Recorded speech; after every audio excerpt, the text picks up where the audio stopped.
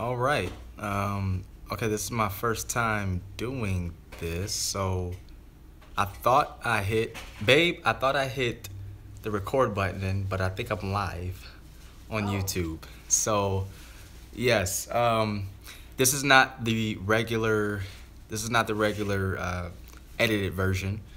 This is Sharif raw and uncut. Okay, so we're gonna get right into it. For everybody who's watching the replay, thanks for coming on. If this is your first time, let me introduce myself. My name is Sharif, Mr. Aim for I Am Ali. And if you're coming on this channel, it's because you may be a woman that's in relationship with a man who is classified as a mama's boy. And being a mama's boy is not necessarily a bad thing, but the challenge of mama's boys are that they are overly dependent on their mothers. And so if you have a man who is overly dependent on his mother and it seems to be an unhealthy bond, then you have clicked on the right channel. All right. And so before we even get on, I want you guys to really listen to what's being said. And if it resonates with you, then I'll let you know at the end what you can do. But I'm just going to get right into it. Did you know in the Bible, there's a mama's boy? Like the Bible does not go into the stages of a mama's boy like I will in this video, but there are mama's boys in the Bible. I'll give you the story. So there's this chick, her name is Rebecca, and she has twins, Esau and Jacob. So Esau, when he was born, like in birth, he was this manly man. And as he grew older, he was the type that went out into the field, hunted for wild game, brought it home, said, "Look what I caught." Everybody ate, and he was validated in his manliness, in doing activities such as that. Where the Bible describes Jacob was someone who stayed near the tents. That was a cute way of saying that he stood right next to his mother's side. And so what I want to tell you, I'm introducing that because Jacob in the Bible had to go through 4 stages, which I believe a mama's boy has to go through before he accepts being an independent man. And so these 4 stages are, number 1, he has to isolate himself. Secondly, he has to wrestle with God. Thirdly, he has to acknowledge his past and that there's a better way of living. And then last but not least, he has to reconcile with his past. So I'm going to take you into those stages, and then, you guys comment below and let me know what you think. So when I say he has to isolate himself, and I'll let you know about the stages through telling you this story.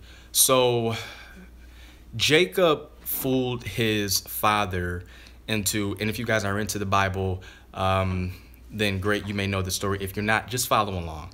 It all makes sense in the end. So Esau was the firstborn, and so he was supposed to have the birthright. The birthright in the Jewish custom was the father would bless you, and then you received all of everything that he owned, and you carried on the family name, right? So that was supposed to go to Esau. But Jacob fooled his father because his father was blind. So Jacob fooled his father into giving him the birthright. And Jacob was encouraged to do this by his mother.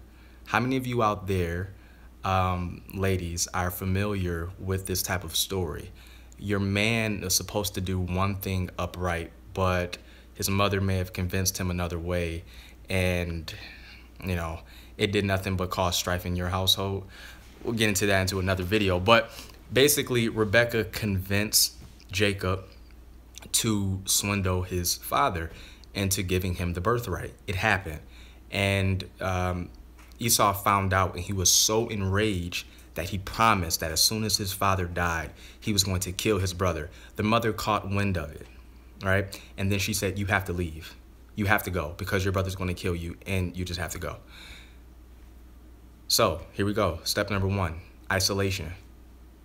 Before a mama's boy becomes an independent man, or before he becomes a functioning man, should I say, he has to isolate himself. He has to leave from the place of his mother's womb. He has to leave from that place of comfort and that place of sucking the nipple, getting off of that thing and getting out into the world. Even in your own life, I'm sure there were struggles that you've experienced that you had to get out of a situation in order to get into a better situation. The mama's boy has to isolate himself from what he's used to. He has to isolate himself from his mother's comfort, isolate himself from his mother doing everything for him, for his mother thinking for him, for you thinking for him. He has to isolate himself from that. And then when that happens, that will start to build the bridge to him becoming an independent man. So let's go into the second thing. The second stage is after the mama's boy isolates himself, he then has to wrestle with God. So there was this portion where Jacob was like in the desert, and then he saw this angel, right? Well, this man that had like this angelic figure, and so they started wrestling. I won't go into the details of it as to why they started wrestling, but they did. They wrestled, and as soon as they wrestled, Jacob said, "I'm not going to let you go until you bless me." And then the angel said, "You've met God," and this and that, blah blah blah, and then he gave him his blessing. So the importance of that is, on this journey that we call life, you have to wrestle with God at times in order for him to promote you to another level. Now, you may be watching this video and say, "Oh, here we go. He's talking about God." I actually read someone's comment before, and they said that the advice that I'm giving is great advice, but they can't get with the God thing because they're from Russia and they just don't believe in God. So let me make it even practical for you. Even if you don't believe in God, every human being should believe that there is a higher purpose. There's something higher than you. And for this mama's boy, he has to realize that there is something higher than him. You see, he's been so conditioned to either not think for himself and for his mother to think of everything for him, or he's been conditioned to be so self-indulged that he doesn't think about anyone else. And before a mama's boy can become a functioning adult independent man, he has to realize that the world does not revolve around him, but that he must contribute to the world. Namely, the world being you. You're his wife, you're his fiance, you may even be his few-year girlfriend, what have you. He has to learn that the world does not operate around him, but that he is in this world and he must contribute to the relationship massively. You know, he has to die to himself every single day. That's what a man does. A man dies to himself every day for the people he loves. A man dies to himself every day. A husband dies to himself every day because he loves his wife, because he loves his children. When a man starts to operate in that way, then he puts aside his selfish needs.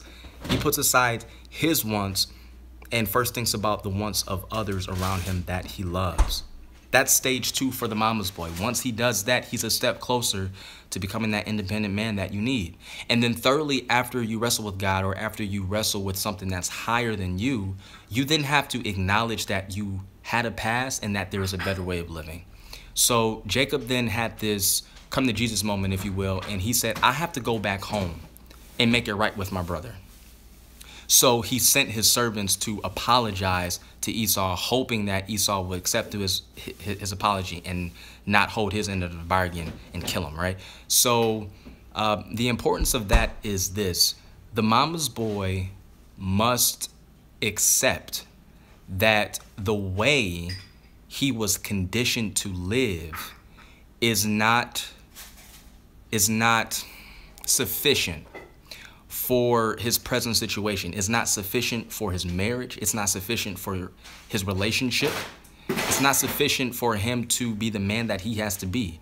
Once he acknowledges that and realizes, yes, I had a past, but that wasn't the way to go, and there's a better way of living, then he's a step closer again to becoming that independent man that you need.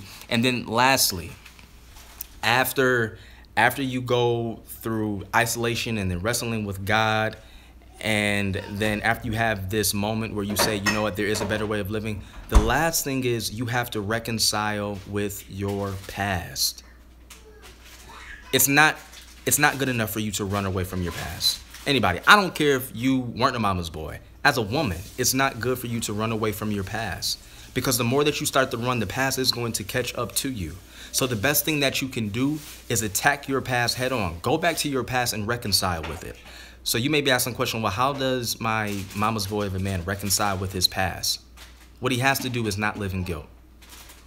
You see, I was that person who, when I got with my wife, who at that moment, she was my girlfriend, we were years into it and in our relationship. I popped the question, we became married, and then some things like really started popping off where I was like, whoa, I'm not living this thing called life the right way. I'm living selfishly. I'm not thinking for myself. I'm expecting her to do all the responsibilities and for me to just coast on easy street. And I saw that there was a way that I was raised that was not right, but I could no longer run away from that past. I had to reconcile with it.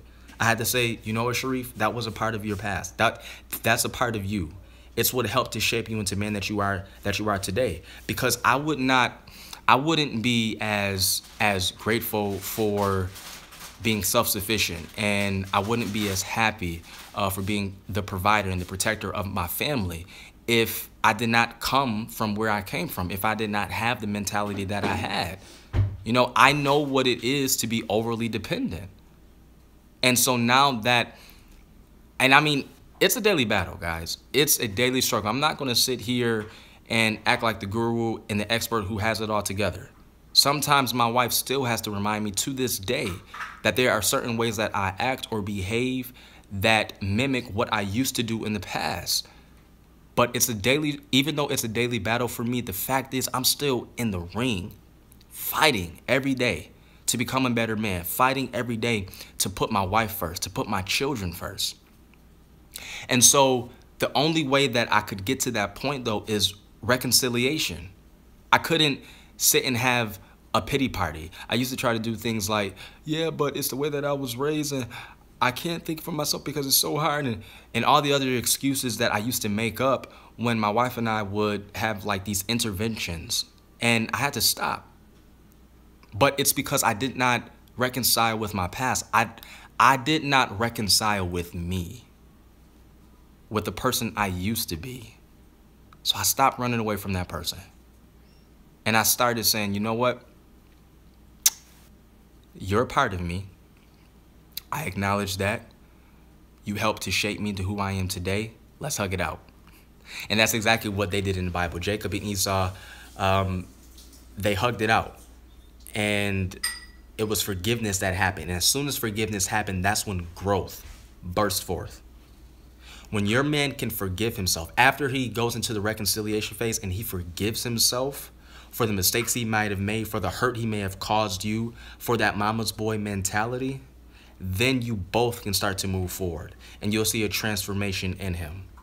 And so if you ladies want to know, you know, the techniques or like the strategies to use in order to even help your man or identify what phase he's in, then I would just suggest you keep watching these videos every week as I post. So that's it. Those are the 4 stages. Hopefully that added some value to you. I hope that you can take that and run with it and at least keep it in your mental Rolodex for when you are experiencing life with your mama's boy of a man and you see that he may mimic things that are less than appealing to you. You can remember this conversation that we just had today and bring up the words of this video just to keep you you know, in a positive direction. You are so welcome. Thank you for watching, June Jera. Thank you for watching. I'm glad that this added value to you.